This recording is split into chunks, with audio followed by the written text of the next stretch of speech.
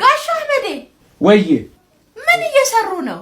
በአዲስ ዓመት አዲስ ለውጥ ነው። አነቃቂ ድርጅት ልከፍት ነው። አነቃቂ ሄደ። አንቺ ደግሞ አነቃቂ ነው ነገር ማቆርፈት ትወጃለሽ።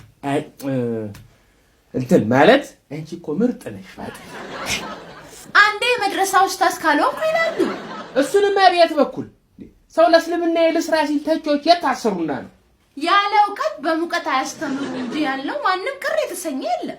ያው ነው ያልገባኝ ግን አሁን ምን ልሆን እያሉ ነው? እስከ ዛሬ የስኬት ሚስጥር ምን እንደሆነ አልገባኝም ነበር። አየሽ ዝም ብለን ነው የምንለፈው። የምን ሚስጥር ነው? እሱ እኮ ነው ስልጠናው። ደግሞ የትምድር ላይ ለሚባክን ሚስጥር ነው ሚስጥር ነው ብለው ስልጠና ካልሰጠው የሚሉት ኋላስ ጠዋት የግቢያችን በር ላይ ማን የጦስ ዶሮ እንደሚጥል ሊነግሩን እንዳይ። ዝም ብለሽ ስለ ጦስ የምታስቢ ከሆነ ጦሰኛ ህይወት ነው የሚገጥምሽ። ባይሆን ቀለል እንድልሽ የጦስኝሽ አይጠጭ ይባላል። እኔ ግን ያልገባኝ ሚስጥሩ ምንድነው?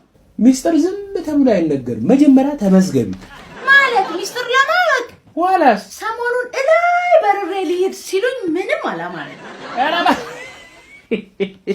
ኧረ እባክሽ አንቺ ሴትዮ ላይብረሪ ነው የሚሄደው ያልኩሽ። ምን አይነቷ ደነዝ እንትን አይ ምን አይነቷ ድንቅ ነሽ።